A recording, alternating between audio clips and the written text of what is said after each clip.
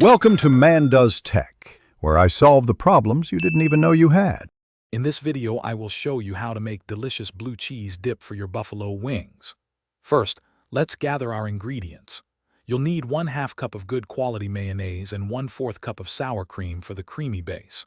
Don't forget 4 ounces of your favorite crumbled blue cheese. We'll also use 1 tablespoon of white vinegar, 1 teaspoon of Worcestershire sauce, 1/4 teaspoon of garlic powder, and a pinch of fresh black pepper. These simple items will create a fantastic dip. Now that you have all your ingredients ready, let's start mixing.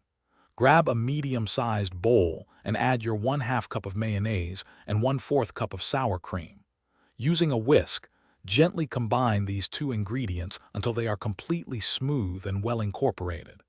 It's important to get rid of any lumps at this stage to ensure a wonderfully creamy and consistent texture for your dip. This smooth base is crucial for the next steps. Next, it's time to infuse our dip with those classic blue cheese flavors.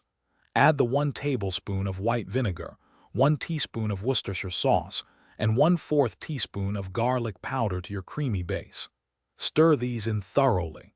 Then, gently fold in the 4 ounces of crumbled blue cheese. Finish by adding a pinch of fresh black pepper.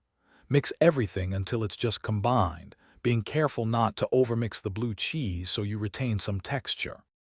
Once your dip is mixed, cover the bowl tightly and refrigerate it for at least 1 hour.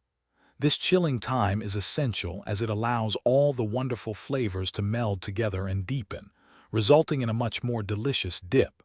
When you're ready, give it a quick stir and serve it alongside your hot, crispy buffalo wings.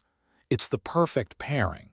Don't forget to check the description for a link to the new Kindle Paperwhite and other great deals. Enjoy your amazing homemade blue cheese dip.